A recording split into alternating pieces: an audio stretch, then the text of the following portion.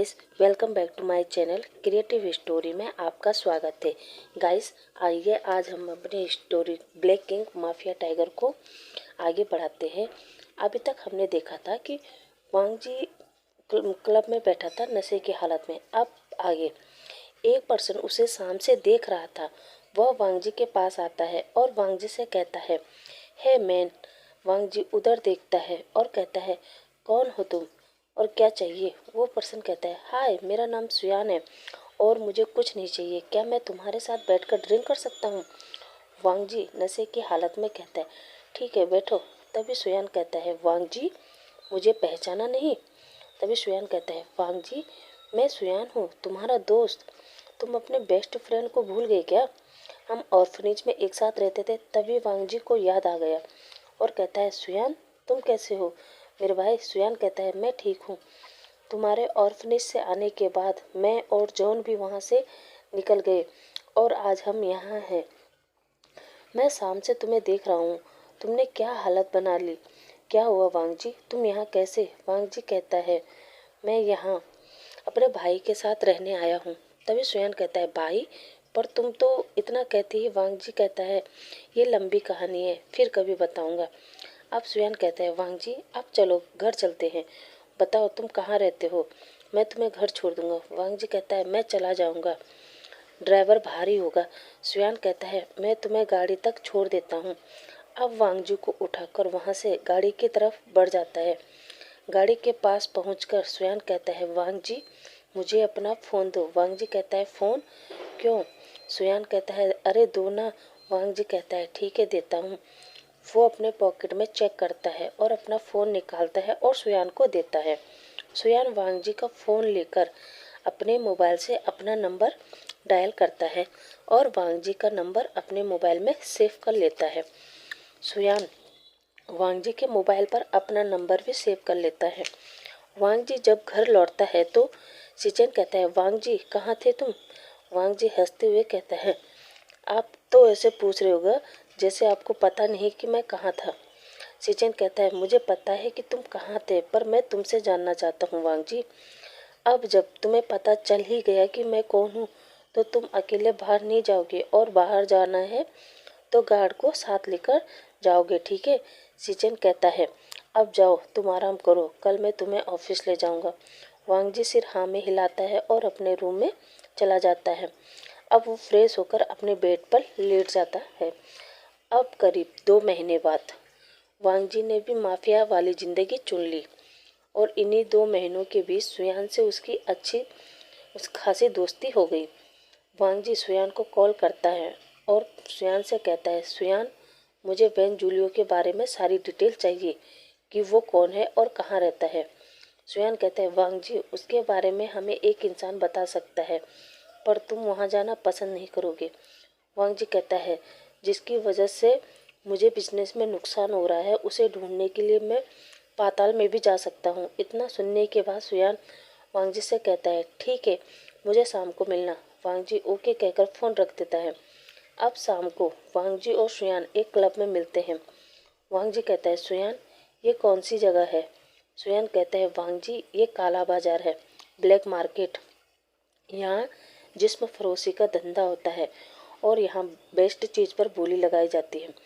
यहाँ साल में एक बार ब्यूटीफुल गर्ल्स पर लोग बेट लगाते हैं। यहाँ हर प्रकार की ब्यूटीफुल चीज़ मिलती है। वांग जी ये सुनकर कहता है, क्या?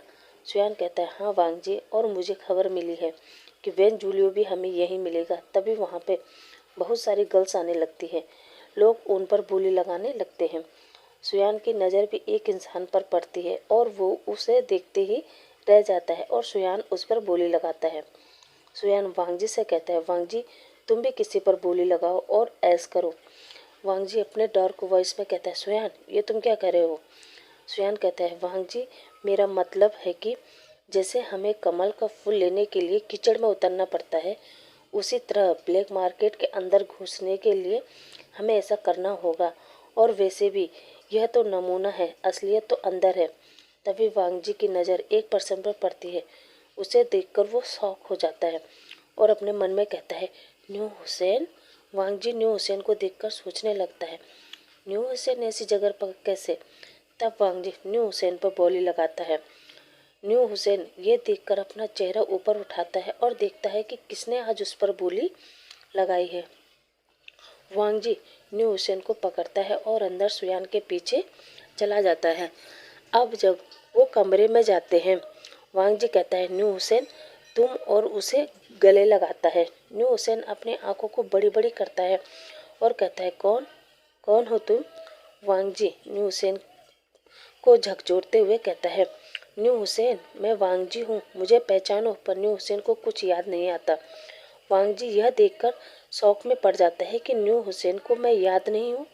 वांग जी सुयान को फ़ोन करता है और सुयान को अपने रूम में बुलाता है।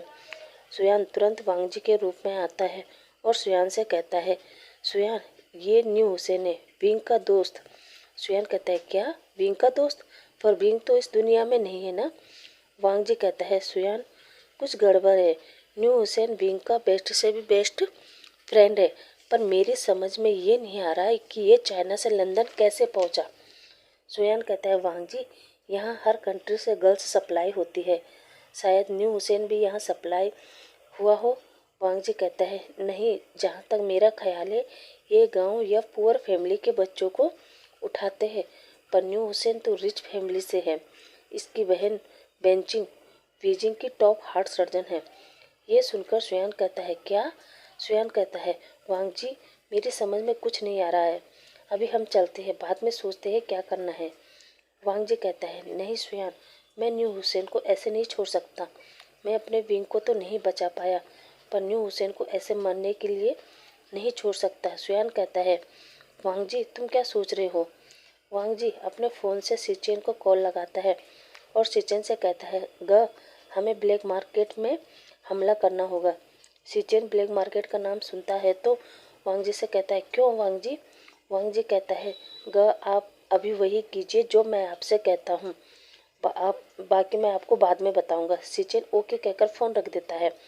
करीब आधा घंटे बाद सिचेन के गार्ड वहाँ पहुँच जाते हैं और वो सारे गार्डों पर हमला कर देते हैं। इसी बीच वांग जी न्यू हुसैन को उठाता है और अपनी गाड़ी की तरफ बढ़ जाता है।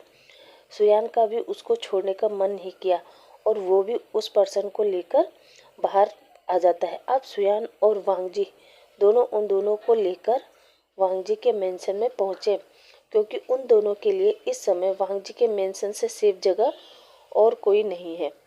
वांग जी सुयान से कहता है सुयान डॉक्टर को कॉल करो। सुयान फ़ोन निकालता है और डॉक्टर को कॉल करता है। डॉक्टर तुरंत मेंशन में आता है और न्यू हुसैन को चेक करता है और दूसरे पर्सन को भी चेक करता है। डॉक्टर वांग जी को बताता है इन्हें काफ़ी टाइम से ड्रग्स दिया जा रहा है, इन्हें होश में आने में कम से कम 4-5 घंटे लग जाएंगे। वांग जी डॉक्टर का कॉलर पकड़कर कहता है नहीं डॉक्टर, मेरे पास इतना टाइम नहीं है, इन्हें जल्दी से जल्दी होश में लाओ वरना तुम्हारे लिए अच्छा नहीं होगा। तभी सिचेन और सुयान वांग जी को पकड़ते हैं और कहते हैं क्या कर रहे हो वांग जी, छोड़ो उन्हें। सुयान डॉक्टर का कॉलर छुड़ाते और उन्हें बाहर ले आते हैं। डॉक्टर से कहता है सॉरी डॉक्टर, वो वांग जी परेशान है, इस वजह से उसने आपके साथ मिसबिहेव किया है, उसकी तरफ से मैं आपको सॉरी कहता हूँ। I am sorry doctor, I am sorry. Doctor कहता है कोई बात नहीं, पर उनका ख्याल रखना, वो पेशेंट का ध्यान रखना, और हाँ एक बात, अगर 4-5 घंटे में उन्हें होश नहीं आता तो मुझे तुरंत कॉल करना। सुयान ओके डॉक्टर कहकर वांग जी के पास आ जाता है। इधर सिचेन वांग जी से पूछता है वांग जी ये कौन है? वांग जी कहता है ये न्यू हुसैन है, विंग का बेस्ट फ्रेंड, ये बीजिंग का है, ये यहाँ कैसे पहुँचा ये मेरी समझ में नहीं आ रहा। मैं ये अच्छी फैमिली से बिलोंग करता है। सिचेन कहता है ये रिच फैमिली से बिलोंग करता है, तो ये ब्लैक मार्केट में कैसे पहुँचा? वांग जी कहता है मैं भी यही जानना चाहता हूँ कि इसे देखकर मुझे लगा मैं अपने विंग को तो नहीं बचा पाया, पर इसको बचा सकता हूँ। गाइस आज के लिए बस इतना ही, आपसे कल मिलते हैं, तब तक के लिए बाय।